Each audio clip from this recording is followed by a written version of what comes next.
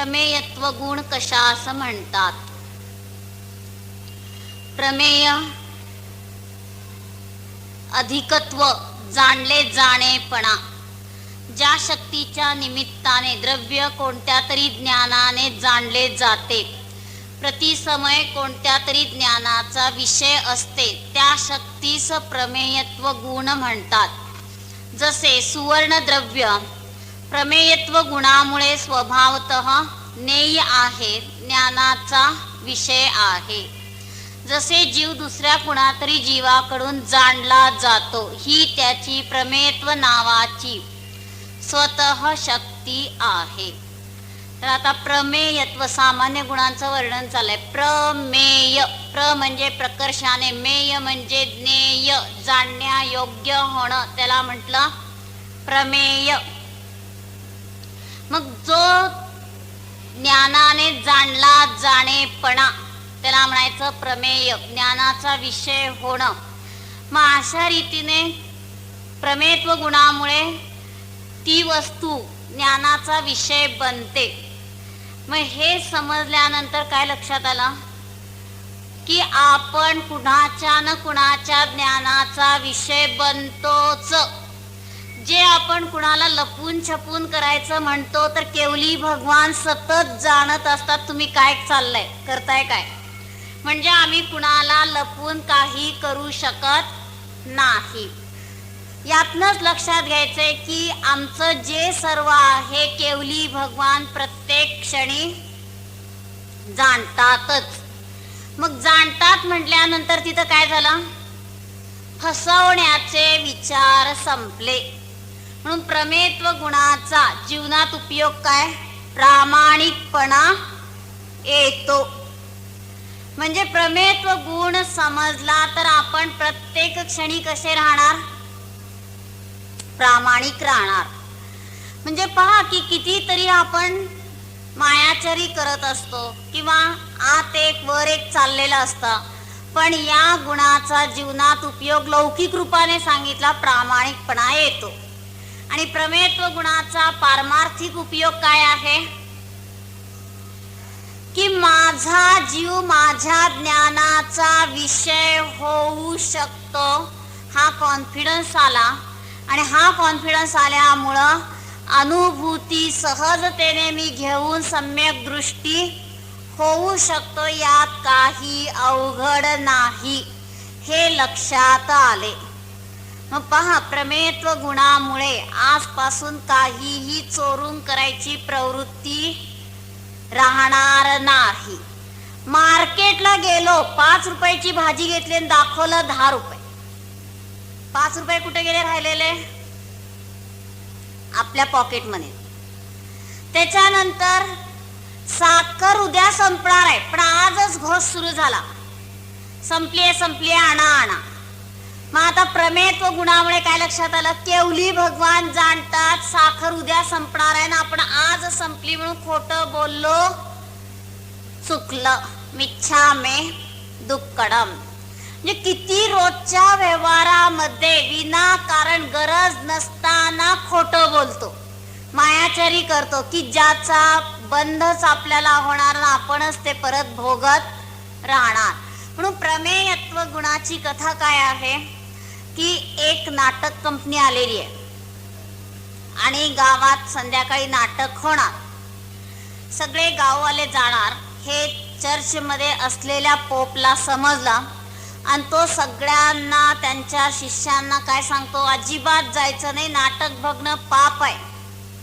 एवढं सांगितलं तरी सगळे संध्याकाळच्या वेळेस चर्चमध्ये एक पण व्यक्ती नाही, सगळे कुठं पोहोचले, नाटक पाहायला.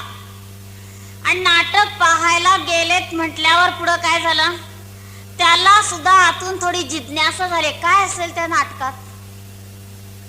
झालं, तोही घसरला. लगेच फोन केला डायरेक्टरला की मला नाटक दिसावं, पण मी कुणाला दिसू नये अशी व्यवस्था आहे का. आणि तो डायरेक्टर पण हुशार असतो. तो म्हणतो इथल्या लोकांच्या नजरेतनं मी तुम्हाला चुकवू शकतो, पण वरचा भगवान तर तुम्हाला जाणणार.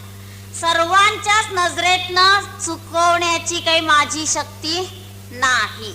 तुम्हाला दिसेल पण कुणी ना कुणी तुम्हाला जाणणार. मग कुणी जाणतंय म्हणलं की पाप करण्याची प्रवृत्ती काय होते, खंडित होते. आणि कुणी जाणत नाही म्हणलं की आपल्याला काय वाटतं, लपून एवढं करावं. का करावं असं वाटतं लपून? दुधात हळूच थोडं पाणी टाकून द्यायचं, आपल्याला निरसं पिऊन घेतलं आणि सगळ्यांना घरातल्यांना काय केलं, पाण्यासहित पाजलं. केवली भगवान जाणतात हे आज लक्षात आलं. आता उद्या पाणी घालताना हात थरथरेल आणि वाटेल की आता भगवान जाणतायत, दुसरं अजून कुणी जाणलं असतं तरी चाललं असतं, पण भगवान जाणतायत आणि भगवंतांच्या दृष्टीतनं आपण खोटे ठरलो म्हणजेच काय आहे, हे काम आपला चुकीचा आहे. म्हणून प्रमेयत्व गुण समजल्यानंतर कुठल्या ना कुठल्या ज्ञानाचा आपण विषय होतो हे लक्षात आलं की जे जे आपण लपून करण्याचा विचार करतो ते काय झालं, संपलं. जरी आज इथं छद्मस्त जीव आहेत, अवधी ज्ञान मनपर्यंत ज्ञान नाही, आपल्या मनातील विचार कुणी जाणत नाही, म्हणून आपण पाप विचार करायला मोकळीक आहे असं नाही. केवली भगवान जाणतात आणि केवली भगवान जाणत न जाणत आपला भगवान तरी जाणतोय की नाही. म्हणजे आपण तर निश्चित जाणतो की हे आपले विचार चुकीचे आहेत. आणि असं जर आपण स्वतःशी प्रामाणिक राहिलो तर कुणालाही फसवणार नाही. चोरालाच माहित आहे की मी चोरी करतो आणि हे माझं चुकीचं आहे, म्हणजे त्याने दुसऱ्याला फसवलं की स्वतःला फसवलं, स्वतःला फसवलं. मग तसं इथं आपल्याला प्रमेयत्व गुण समजल्यानंतर मी ध्यानाचं वर्णन केलं पण आतमध्ये माझे पराचे विचार चाललेत, म्हणजे मी माझीच फसवणूक केली, दुसऱ्याची नाही. म्हणून शांती भक्तीच्या प्रवचनात सहजानंद वर्णिनी खूप सूक्ष्म घटवलंय. काय घटवलंय की जुगार कोणी पाहताय म्हणल्यावर अगदी छान ताट बसलो आणि कोणी पाहत नाही म्हणलं की कसं तरी ध्यान करून मोकळं झालं. म्हणजे कुणाशी जुगार खेळला, स्वतःशीच. म्हणजे सप्त व्यसन असे अंगप्रविष्ट पद्धतीने घटवले.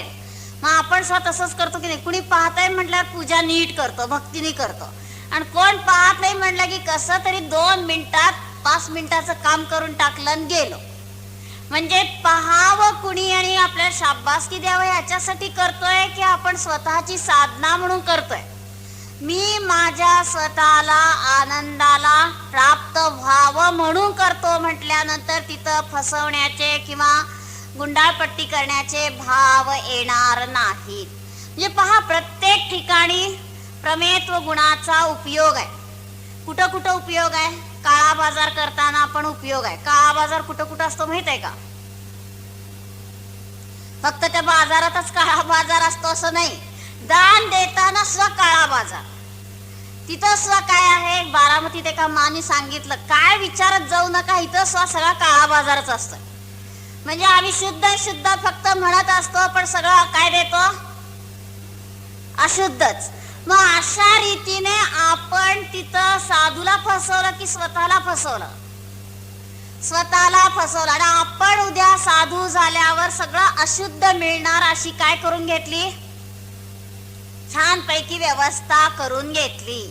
म्हणून प्रमेयत्व गुण समजला तर कुणालाच फसवण्याचे भाव येणार नाहीत, खोटं बोलण्याचे भाव येणार नाहीत. हे सगळं जरी लौकिक रूपाने झालं तर अध्यात्म रूपाने इथं प्रमेय म्हणजे ज्ञेय, माझा आत्मा ज्ञेय आहेच आणि मी माझ्या आत्मस्वरूपाला जाणलो तर आत्ताच आनंदाला काय होतो, प्राप्त होतो. बघा, एक अनुभूती घेतली तर जीवनातले सगळे प्रश्न सुटले आणि एक अनुभूती घेतली नाही तर सगळ्या प्रश्नांना तोंड द्यावं लागतंय. मग अनुभूती घ्यायची म्हटलं की काय आहे, आपल्याला लगेच अवघड वाटतंय. कसं डोळे झाकायचं, कसं जाणायचं, आत काय लाडू खाल्ल्यासारखा आनंद येतो की पेढा खाल्ल्यासारखा आनंद येतो. म्हणजे इंद्रिय भोगाच्या तुलनेने आत पाहू लागलो तरी आनंद मिळणार नाही. कारण इंद्रियांचा विषय जड अचेतन वस्तू आणि त्यात आनंदच नाहीये, आणि तसा आनंद मला आत मिळाला का म्हणून आपण त्या तुलनेने पाहू लागलो तर आपलं जीवन शांतीला प्राप्त होणार नाही. म्हणून आपण कसं लक्षात घ्यायचंय की ध्रुव स्वभाव नेय आहे. जाणणारी आपली ज्ञान पर्याय इथंच आहे. आणि ज्ञानाने नेयाला जाणलं म्हणजे हा मी चिदानंद म्हणून जाणीव केली तर अनुभूती झाली. आत्ता स्त्री आहे म्हणल्यावर आपल्याला आत बडबडावं लागतंय का, मी स्त्री आहे, मग आपल्याला कळलं आपण स्त्री आहे, असं होतंय का? किंवा मी पुरुष आहे, मी मानव आहे, अशी बडबड करावी लागत नाही. सहज जाणीव होते. आज जल्प नाहीत, विकल्प नाहीत, इतका अभ्यास आहे ह्या पर्यायाचा की सहज जाणतो. मग फक्त विषय चेंज करायचा की मी जाणणारा जीव आहे. आणि अशी जर जाणीव झाली तर सम्यक दर्शन प्राप्त झालं. बघा आता प्रयोगच करू. भिंत जाणा म्हणावं लागलं का, ही भिंत आहे, भला एक विलांटी, एक अनुस्वार वगैरे काय म्हणावं लागलं का? तर भिंत म्हणलं की लगेच काय झाली, जाणीव झाली. नंतर ही फरशी आहे, जाणा. दिसली का फरशी? फरशी काही म्हणावं लागलं नाही, लगेच जाणीव झाली. आता डोळे झाका आणि आता आपल्याला काय डिग्री असेल ती जाणा, BA MA डॉक्टर काय असेल ती. मग ती डिग्री जाणायला खरंच प्रॅक्टिकल करायचंय, प्रत्येकाने डोळे झाकून करायचंय की ती डिग्री जाणताना आपल्याला आत बडबड करावी लागली नाही. म्हणजे हातात घेऊन डिग्री दाखवता येत नाही. 4 फुटाचा असतो तो इंजिनियर, 5 फुटाचा असतो तो डॉक्टर, अशी काही फिगर ठरली आहे का त्याची? म्हणजे ती ज्ञान पर्याय आहे, त्याची विशिष्ट बाहेर शरीराशी निगडीत अशी फिगर नाही. मग मी जाणणारा जीव आहे. आता डोळे बंद करा आणि मी जाणणारा जीव आहे जाणीव करा.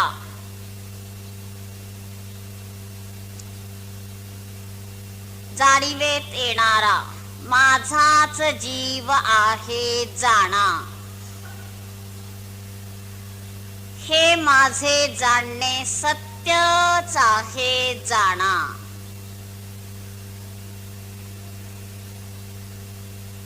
स्वतःचा अनुभव घ्या, यात संशय नाही, खोटेपणा नाही. आता डोळे उघडून भगवंतांना जाणा, जल्प करायचे नाहीत, भगवान फक्त जाणा.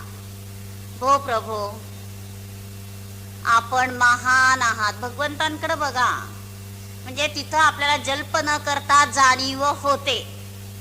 आता परत डोळे बंद करून स्वतःला जाणा. भगवान जसे अनंत ज्ञान, अनंत दर्शन, अनंत सुख, अनंत शक्ती सहित आहेत, तसा मी देखील आहे जाणा. भगवान महान आहेत जाणा. माझा निज भगवान आत्मा पण महान आहे जाणा. भगवान कृतकृत्य आहेत, मी कृतकृत्य आहे जाणा. जाणीवेत येणारी माझीच चेतना आहे जाणा.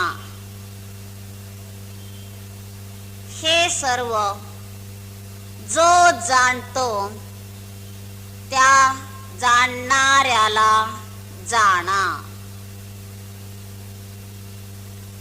ज्ञान स्वरूपास जाणा,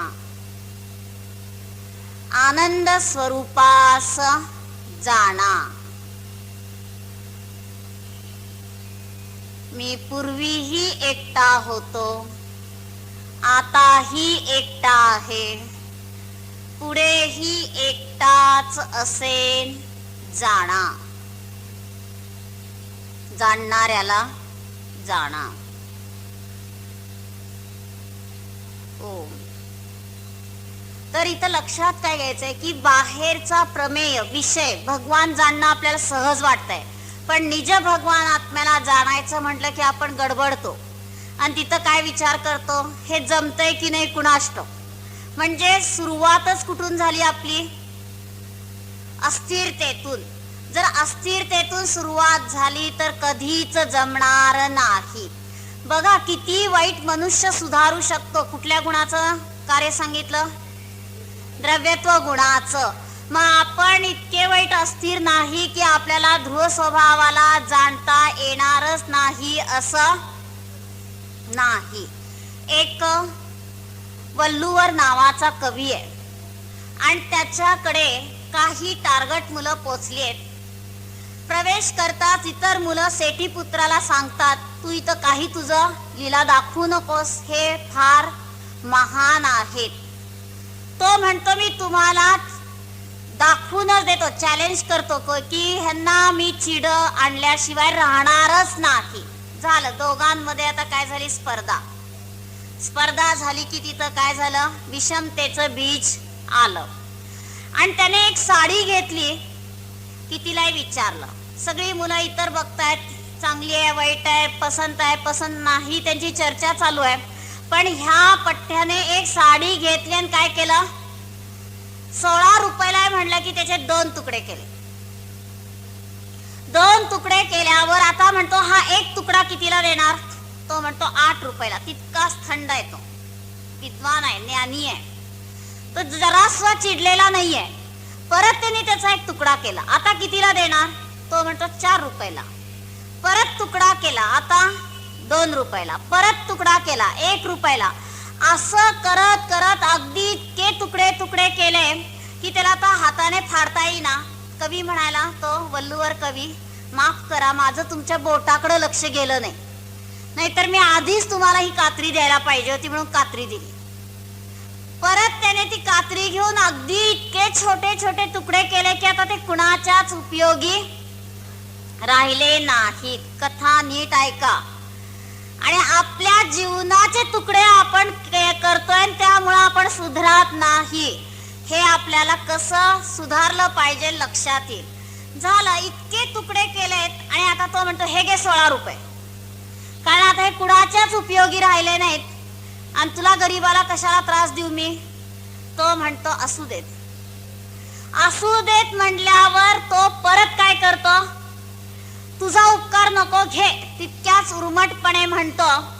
तर तो कवी शांतच आहे आणि तो म्हणतो की आता हे काय तुमच्याच नाही तर कुणाच्याच उपयोगी राहिले नाही, तर मी पैसे घेऊ इच्छित नाही. तो सेठी पुत्र म्हणतो घे, म्हणतो ना तुला, उगीच जास्त बकबक करू नको. असं म्हटलं तरी सुद्धा तो कवी इतका शांत आहे की तो काहीच चिडलेला नाही.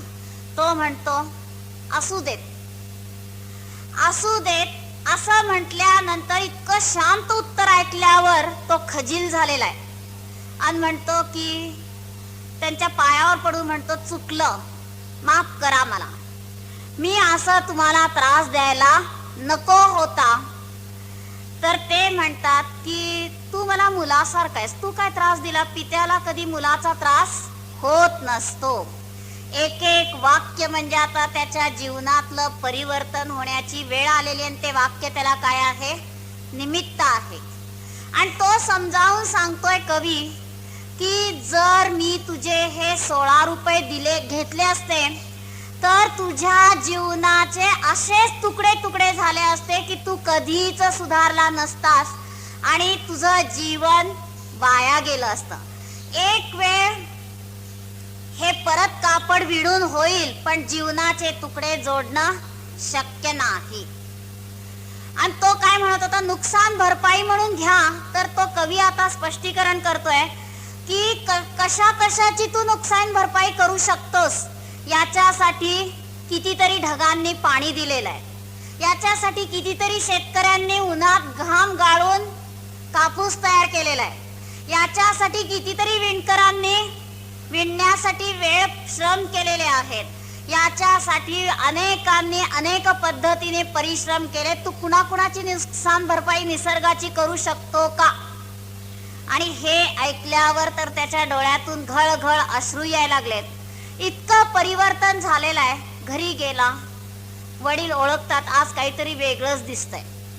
मित्रांना गाठून विचारलं काय झालंय, त्यांनी त्याचं नाव सांगितलं. पटकन ते तिथं पोचले त्या वल्लूवरकडे. तर तिथं तो काय बाजारात दुकान मांडणारा गृहस्थ ते सगळं घेऊन घरी गेलेला आहे. परत त्याचं घर शोधून काढलं आणि म्हणाले की मी गुरुच्या शोधात होतो, तुम्हीच त्याचे गुरु आहात आणि त्याला तुम्हीच मार्गदर्शन करा, म्हणून त्याच्याजवळ शिकायला ठेवलं.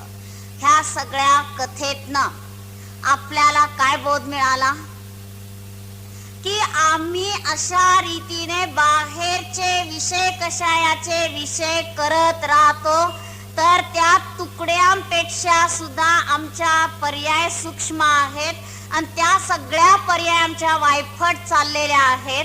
तर त्याच पर्यायांचा उपयोग निज कारण परमात्म्याकडे लावतो, तर त्या सगळ्या पर्याय इतक्या व्यवस्थित सुधारल्या की तिथं तर तो वल्लूवर तो पुत्र हे सगळं काय आहे उपचरित असद्भूत व्यवहार नयाचा विषय आहे. इथं अंतरंगामध्ये आपलीच पर्याय स्वतःला जाणण्यासाठी फक्त उन्मुख करायचे आणि अशी उन्मुख झाली की तिथं आपण आनंदालाच प्राप्त झालो. म्हणजे आनंद कुठून बाहेरून आणायचंय, विकत आणायचंय किंवा आनंद बाजारात मिळतो, मंदिरात मिळतो असं बिलकुल नाही. आत फक्त स्वभावाचं वेदन केलं की आनंदी आनंद झालो. म्हणजे इतका सहज सुलभ सोपा मार्ग आहे, तरी आम्ही काय करतो, प्रमेयत्व गुणाला विसरतो. कॉन्फिडन्स येत नाही की मी स्वतःला जाणू शकतो, स्वतःला विषय करू शकतो आणि त्यामुळं आपण काय आहे या गतीतनं त्या गतीत फुटबॉलच्या चेंडू प्रमाणे काय झालो, फेकले गेलो. म्हणजे पहा, या गतीतून त्या गतीत 4 गतीची हवा खाऊन मस्त मजेत आहोत की नाही आपण. इतकी अनंत दुःखाची दुर्दशा आहे की मजा नसून सजा. म्हणून म्हटलंय मस्त रहो अपनी मस्ती में, चाहे आग लगे इस बस्ती में. तर इतकं अंतरंगामध्ये मस्त राहायचंय की ह्या शरीराचा आता काहीही हो, शरीराचा माझा काही संबंध नाही. म्हणून इतकं अंतरंगात केंद्रित झालो तर आपल्या जीवनाची दुर्दशा संपली. म्हणून जिनवाणीचं भजन सांगतो की नाही, त्यात जिनवाणी विषयी कसं सांगितलंय, सुन रे जिया चिर काल गया, सुन रे जिया चिर काल गया, तूने छोड़ा ना बत प्रमाद, जीवन थोड़ा रहा, जिनवाणी कहती है तेरी कथा, जिनवाणी कहती है तेरी कथा, तूने भूल करी सही भारी व्यथा, तूने भूल करी सही भारी व्यथा, अब कर ले स्वयं की पहचान, जीवन थोड़ा रहा, सुन रे जिया चिर काल गया, सुन रे जिया चिर काल गया, तूने छोड़ा ना अब तक प्रमाद, जीवन थोड़ा रहा. तर कुणाला म्हणायचं, शेजारी जो बसलाय त्याला सांगायचं, आपलं जीवन थोडं राहिलंय, तू प्रमाद सोडून दे. तर कुणासाठी ऐकायचंय, आपल्यासाठी. तर जिनवाणी कहती है तेरी कथा, ही जिनवाणी आपलीच कथा सांगते. तूने भूल करी सही भारी व्यथा. आणि आजपर्यंत आपण स्वतःला जाणलं नाही, हीच आपली चूक झाली आणि त्यामुळं आपण खूप व्यथा म्हणजे दुःख भोगलं. म्हणून आता जीवन थोडा राहा. किती राहिलंय जीवन आपलं, कुणाचं 5 वर्षाचं, कुणाचं 10 वर्षाचं, कुणाचं 25 वर्षाचं राहिलंय. पुढच्या क्षणाचा भरोसा नाही. म्हणजे आता इथून उठतो की नाही माहित नाही. एका दक्षलक्षण मध्ये पुण्यात घडली घटना. ती स्त्री पूजा करत असतानाच तिचे प्राण गेले. म्हणजे इतकी क्षणिकता आहे. तो अजून पाण्यावरचा बुडबुडा जास्त वेळ दिसेल, पण त्याच्यापेक्षाही आमचं जीवन क्षणिक आहे. मग त्या राहिलेल्या क्षणिक जीवनाचा उपयोग काय करायचा? कुणी सांगितलं 4 तासाचं आयुष्य राहिलंय, काय करायचंय करून घ्या. पहिल्यांदा पोळी खाऊ, 3 तास सिनेमा बघू, नंतर सगळ्यांना भेटून घेऊ. हे करण्यासाठी 4 तास राहिलेत का? आपल्याला हास्यास्पद वाटतंय, पण आपण आजपर्यंत असाच वायफट वेळ घालवला.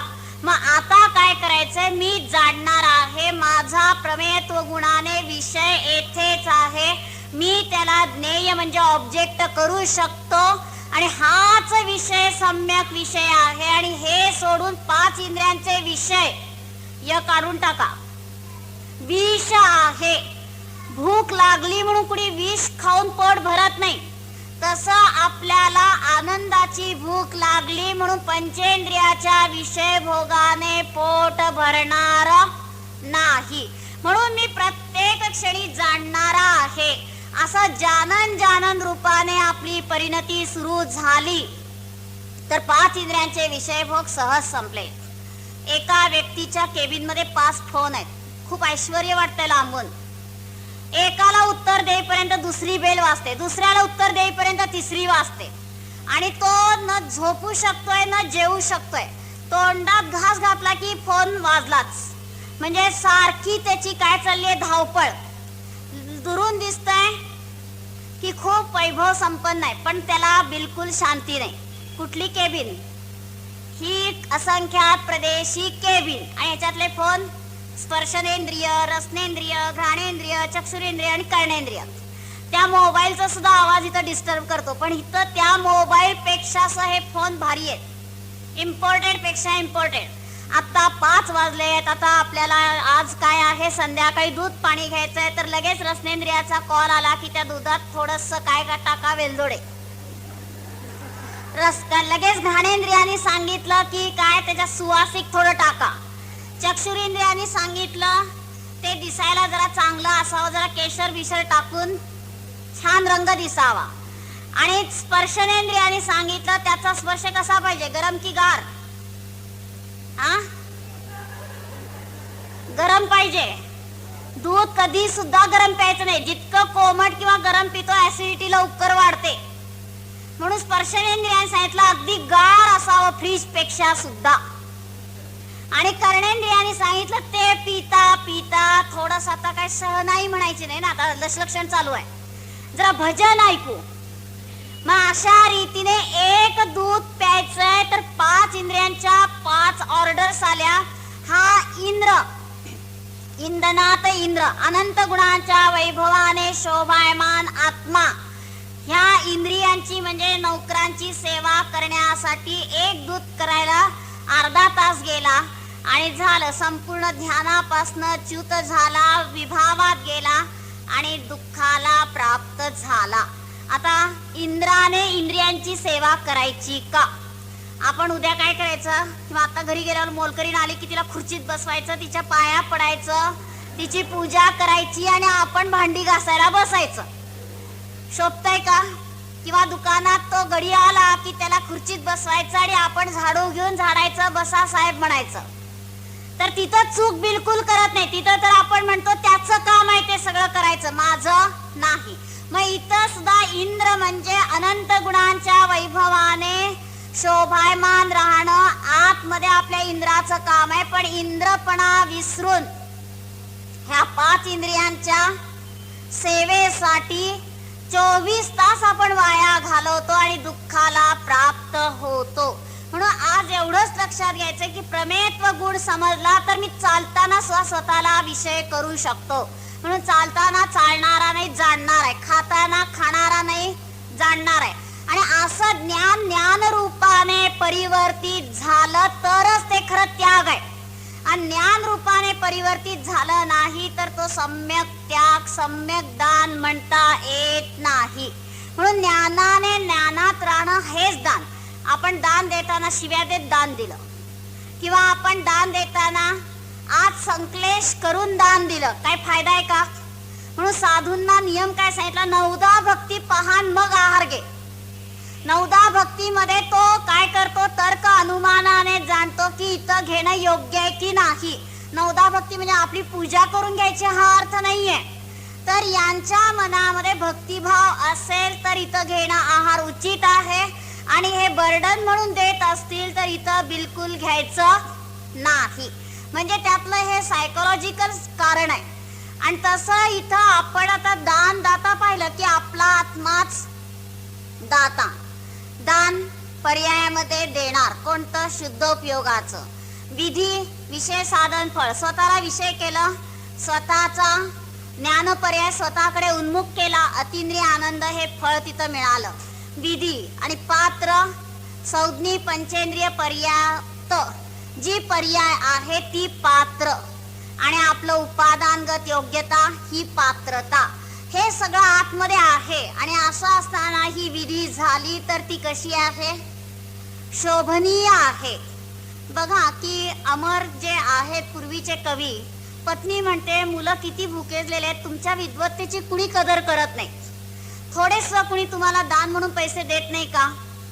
तो म्हणतो देणारे पुष्कळ देतात, पण शिव्या देत संकलेश करत किंवा दुसऱ्याचा गळा घोटून मिळवलेले पैसे देतात.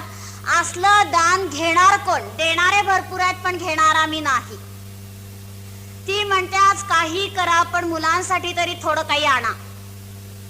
तो सरळ राजदरबारात पोचला. राजपुत्राचा राज्याभिषेक चालू आहे, आणि तिथं गेल्यानंतर राजपुत्राला तो भेटतो. तर राजपुत्र म्हणतो काय पाहिजे ते मागा. तर तो म्हणतो की मी एवढाच आशीर्वाद देतो तुला की तू संपूर्ण सिंहासनावर बसण्यापेक्षा संपूर्ण प्रजेच्या हृदयासनावर विराजमान हो.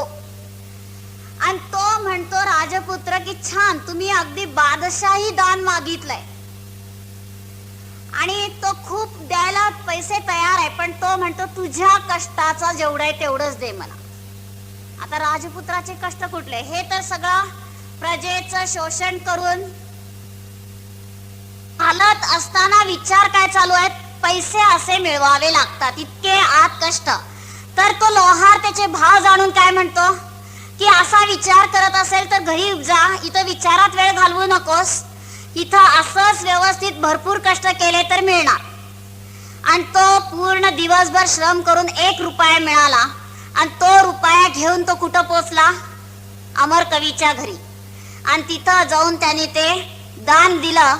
आणि तो म्हणतो की आज मला समजलं काय दानाची विधी आहे. आणि अशा पद्धतीने दान म्हणजे स्वयंस्फूर्त झालेलं दान आहे. कुणी आपल्याला मागून घेतलं, शोषण करून घेतलं, किंवा कुणी आपल्याला त्रास देऊन घेतलं, किंवा आपल्या मनात भाव नाही, मनी नाही भाव देवा मला पाव, असं दान दिलं तरी उपयोग नाही. किंवा आता सगळेजण अनंत चतुर्दशीला चढावा करून देणार, मग मी चढावा घेतला नाही तर मला अधार्मिक म्हणतील म्हणून मी घेणार. म्हणून काय सांगितलं होतं, आधीच आपल्याला जेवढं द्यायचं त्याचं डबल देऊन टाका. असं स्पर्धा करून एकमेकांचे भाव बिघडून देण्यापेक्षा आधीच भरपूर देऊन टाकायचे की जेणेकरून मंदिरला परत मागण्याची गरज नाही. म्हणून आपल्या ज्ञानाची आपल्या जीवनात किती उंचीला पोचली आहे याचा आता हे माप आहे. जसं तो अभिषेक सोडून कुठे गेला, पैसे कमवायला, तसं आपल्या ज्ञानाचा जीवनात उपयोग जर आपण केला तर आपल्याला दान देताना पैसे म्हणजे धूळ. धूळ सकाळी घरातली काढताना बँड लावत नाही, कुणाची परवानगी घेत नाही. तसं ही धूळ फेकून देताना कुणाची प्रतिष्ठा नको, मान अपमान नको, त्याच्या मोबदल्यात काही पाहिजे हेही नको, सहज दान होऊन गेलं, करावं लागलं नाही.